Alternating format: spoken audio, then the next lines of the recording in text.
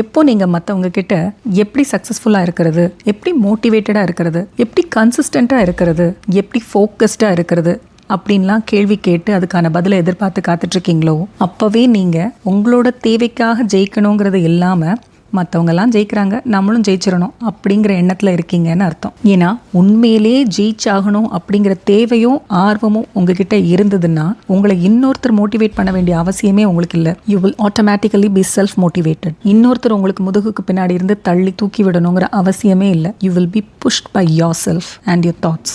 மண்டை ஃபுல்லாக ஒரே நினைப்பாக இருக்கும், மனசு ஃபுல்லாக எப்படிரா ஜெயிக்கலான்னு ஏதாவது ஒரு பிளான் போட்டுக்கிட்டே இருக்கும். தெளிவான தூக்கம் கூட இருக்காது, தூக்கத்தில் கூட இதே சிந்தனைகள் தான் வந்துக்கிட்டே இருக்கும். இப்படியெல்லாம் இருந்தால் தான் அந்த வெற்றி உங்களுக்கு உண்மையிலே தேவைன்னு நினச்சி நீங்கள் ஓடிக்கிட்டு இருக்கீங்கன்னு அர்த்தம். அதுவே அந்த வெற்றி உங்களுக்கு கட்டாயம் இல்லைங்கிறது உங்களுக்கு தெரிய வந்ததுன்னா நீங்கள் ஜஸ்ட் அதுக்கு ட்ரை பண்ணிக்கிட்டு இருக்கேன் அப்படின்னு சொல்லிக்கிட்டே இருப்பீங்க. முயற்சி பண்ணிக்கிட்டே இருக்கும்போதே கஷ்டமான பகுதியை நெருங்கும் போது போதும் விட்டுறலாம், இதுக்கு மேலே எதுக்கு அப்படிங்கிற எண்ணத்துக்கு வந்துடுவீங்க. You want the result without any discomfort. You want your dream but without any cost. அப்படித்தானே? தன்னோட குறிக்கோளில் வெற்றி அடையணும், ஜெயிக்கணும்னு நினைக்கிறவங்க அதை பற்றி பேசிக்கிட்டே இருந்தால் எப்படி முடியும் செயலில் இறங்காமல்? சொல்லுங்கள். உங்களுக்கு உண்மையிலே ஜெயிக்கணுங்கிற வெறி இருந்ததுன்னா இந்நேரம் அதில் உங்கள் முழு உழைப்பையும் போட்டு அதுக்கான வேலையை பார்த்துக்கிட்டு இருந்திருப்பீங்க. இது சரியில்லை, அது சரியில்லை, நேரம் இல்லை, அது தெரியலை, இனிமேல் தான் கற்றுக்கணும், அதுக்கான ஃபண்ட் இல்லை, அதுக்கான டைம் இல்லைன்னு சொல்லி உங்களை நீங்களே ஜஸ்டிஃபை பண்ணிட்டு இருக்க மாட்டீங்க. So stop pretending that you are lost. Actually you are not.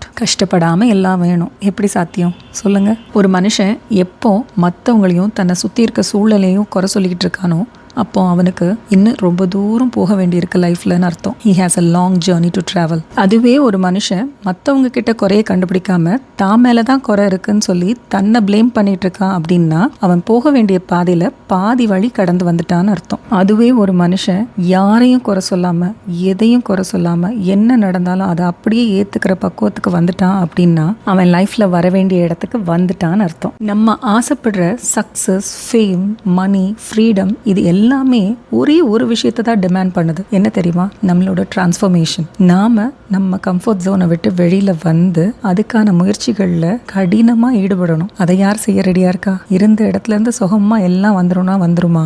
நீங்களே உங்களை மாத்திக்க சோம்பேறித்தனப்பட்டா நீங்க எதிர்பார்க்குற வாழ்க்கை மட்டும் உங்களுக்கு இப்படி மாறி வந்துடும். நான் எப்பவும் சொல்ற மாதிரி ஆக்ஷன் ஆல்வேஸ் ஸ்பீக்ஸ். உங்க செயல்களை விதைச்சிங்கன்னா அது உங்களுக்கு பழக்கமாக உருவாகும். உங்கள் பழக்கங்களை விதைச்சிங்கன்னா அது உங்களுக்கு பண்பாக உருவாகும். நீங்கள் விதைக்க போகிற உங்கள் பண்பு தான் உங்கள் எதிர்காலத்தையே உருவாக்கும். எதுவுமே செய்யாமல் வீணாக போகிற வாழ்க்கையை விட எதையாவது செஞ்சு வர்ற தவறுகள் கூட நமக்கு பயனுள்ளதாகவும் கண்ணியமானதாகவும் இருக்கும். வாழ்க்கையில் தோத்துக்கிட்டே இருந்தால் வாழ தெரியலன்னு அர்த்தம். அதுவே தோக்கவே இல்லைன்னா வாழவே இல்லைன்னு அர்த்தம்.